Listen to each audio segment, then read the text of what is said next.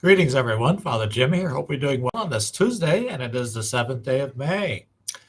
I'm just going to read from our first reading today. It comes from the Acts of the Apostles as we continue to journey through this sixth week of Easter, and it's the 16th chapter, and it begins with verse 22.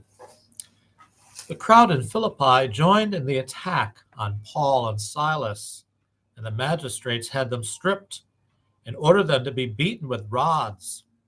After inflicting many blows on them, they threw them into prison and instructed the jailer to guard them securely.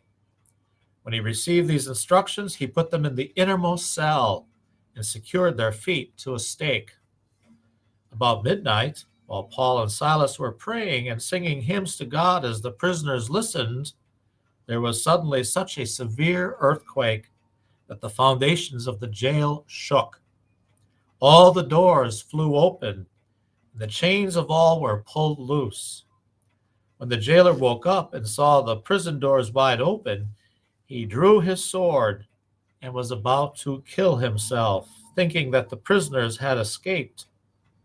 But Paul shouted out in a loud voice, "Do no harm to yourself. We are all here." He asked for a light. He rushed in, and trembling with fear, he fell down before Paul and Silas.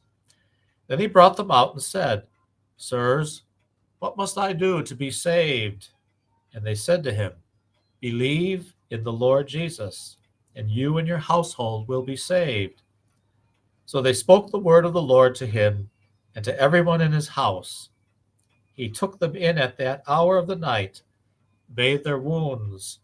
Then he and all his family were baptized at once. He brought them up into his house and provided a meal, and with his household rejoiced at having come to faith in God. The word of the Lord. Thanks be to God. Well, this reading is a rather well-known story of the miraculous earthquake that shakes the jail and breaks the shackles of Paul and Silas. But why exactly are they there? Well, in earlier verses of this chapter, Paul had cast out a demon from a slave girl who made money for her masters, working as a fortune teller. Once freed from the darkness attached to her, she no longer wanted to predict the future or call upon any power but God.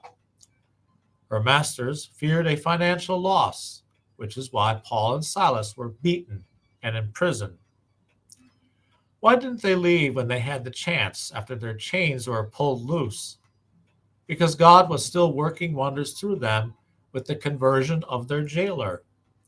It was the very fact that they chose to remain when they could have escaped that convinced the man that he and his whole family, his household, should be baptized and converted.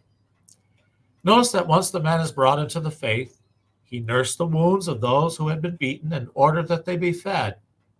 His encounter with Christ made him a servant of others. Like the jailer in the Acts, our encounter with Christ calls us to service as well, that we who have been freed may do the same for others until all of us are truly free and together forever in the kingdom of heaven. We all look forward to that day, of course, that day that we will be all together in heaven, where there will be true peace and joy. In the meantime, we're still here in this life. We're in the trenches, but let's keep loving the Lord with all our hearts, minds, and souls, but let's also remember to love our neighbor as ourselves. Hope your day is going well on this Tuesday. Take care. Let's keep praying for one another. God bless you.